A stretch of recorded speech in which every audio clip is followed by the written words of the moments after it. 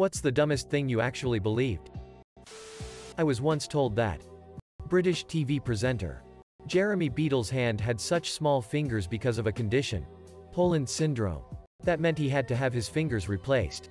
And that his fingers were, in fact, pig's toes. For years, this was a piece of obscure general knowledge that I would break out when I felt the need to display the breadth of my weird knowledge.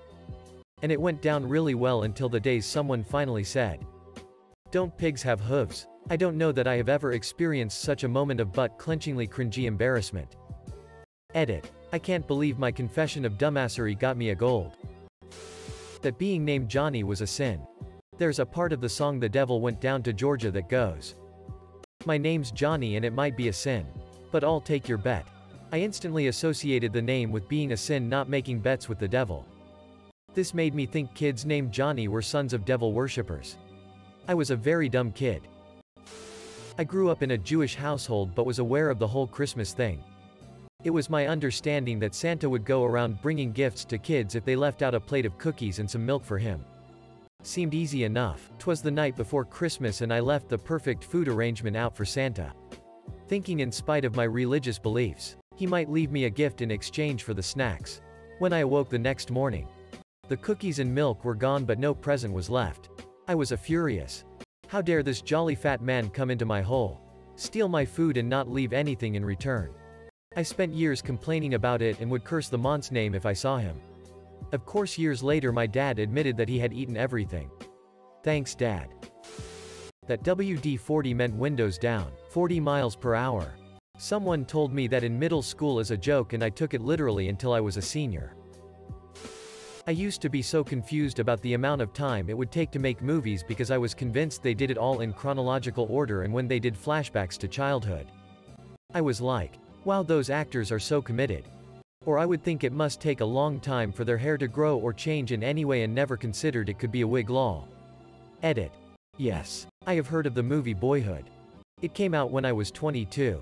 So well past my perception of movies being made that way. But it definitely reminded me of this when I first heard of it and I thought it was really cool that someone actually did that.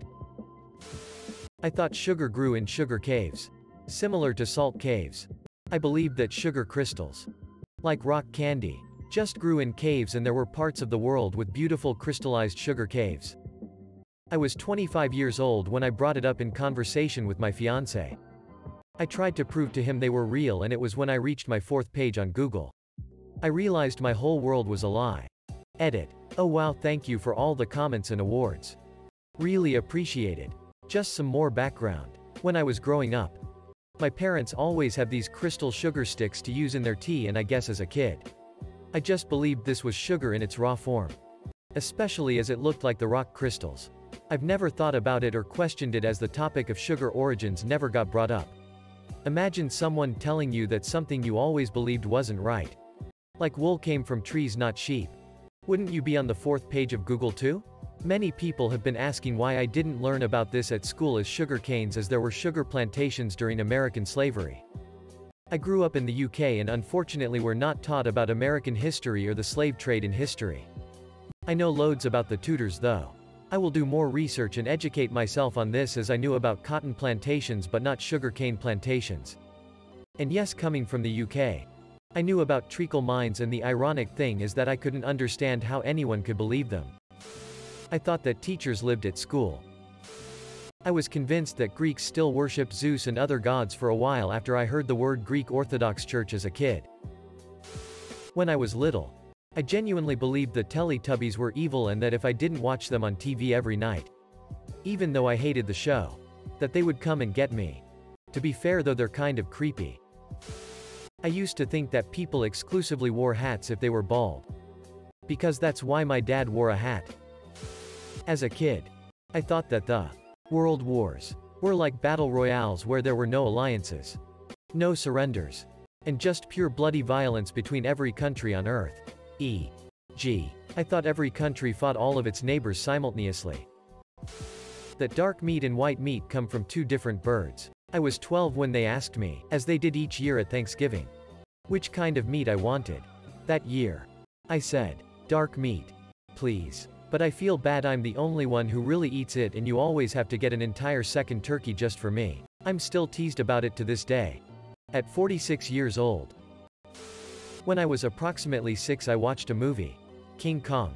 And a scene with a bunch of black folks emerging from the mud appeared and I got a bit spooked by it. A bit later, I was at McDonald's with my parents and I saw a black family walk in. Thank God my parents are deaf or I would have asked, out loud, why are the mud people here? Mom thought I was racist but I was just a bit inexperienced lol. That I could smell something while underwater. When I was around 10/12 of a year old I was in a tropical themed water park where also happened to be a herbal bath. It smelled very nice. Which I had not expected. Most of the tropical plants were fake plastic plants. So I figured the water in the bath was normal SW Ming pool water and the smell was coming from something else. The bath was surrounded with a small aromatic herb garden which didn't look fake. I sneakily took a sample from a thyme plant that felt surprisingly real. But because the air was filled with all the different aromas and a hint of chlorine I couldn't smell anything different when I tried to smell the thyme. I figured the only place where my sense of smell couldn't be fooled by any fakery was underwater. For 5 seconds I actually felt pretty smart. Until I tried. Edit. Wow. Thanks for the awards and upvotes. This makes my day. I wish I could answer the question about the smell underwater. But I found out it doesn't work like that. As soon as the water entered my nose I noticed the flaw in my plan and the irony of it all. My head came up immediately. All while laughing. Because I felt so smart with my waterproof plan a second ago. And coughing. Which only made it worse and resulted in another gulp of water going in the opposite direction. No physical damage indeed. Some people described how this works in the comments and as others said. It hurts a bit, but not too long. Glad to see some of you also tried to experiment with their airways underwater. Even though our results probably never will lead to a scientific breakthrough. Let us never be dumber than that again. Someone convinced me for like 5 seconds that unicorns were real. They just lost their horns through evolution and now they are plain old horses. When I was a kid I used to think professional wrestling was real. And The Undertaker scared the living shit out of me during his whole Ministry of Darkness phase. I thought he actually was Satan's minister or something. Like yeah, he's an undead overlord of hell. Here to bring an eternity of darkness and misery to this planet, but he also has to make a weekly television appearance to win a wrestling competition. And you can buy his action figure at Toys R Us. I believed my uncle's roommate just slept on the couch. I thought Churchill was an architect because when I was little my mum told me he was one of the architects of Israel. That reindeer wasn't an actual animal but specifically a mythical animal that Santa Claus used. I believed this until I was 23 or so when I saw some nature documentary talking about reindeer. I was like, what? I used to think they dropped the ball at Times Square multiple times for each USA time zone. I just assumed people stuck around for the extra ball drops cause they were all drunk and having fun. Hilarious edit. Worth mentioning that I believed this until I was an adult and had my East Coast wife let me down easy. Another edit. Thanks for my very first award, seems a fitting one for this post. One of my favorite songs growing up was TLC's Don't Go. Jason Waterfalls. That if you ask someone if they're a police officer, they have to tell you the truth. There are still people who believe this. Whoever started this urban legend is a genius. When we played Pokemon Mystery Dungeon my little sister used to accept the lamest missions and not get good rewards. I told her about it and she responded with, how would you like it if you were a poor Pokemon that lost its mom and was stuck all alone and had nothing to give someone to save you? I laughed my head off at her because it's not real. Duh. But secretly, I feel that in my soul sometimes. Here's the list so far. I firmly believed from ages 3 to 8 that every single night, little elves would march around my bed until morning and that if I dangled my foot off the bed, they would eat my toes.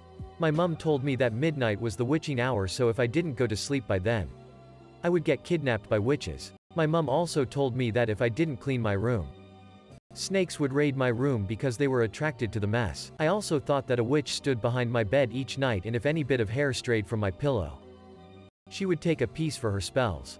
As you can imagine, I didn't sleep very well as a child. My dog went to a farm. Until I was 35.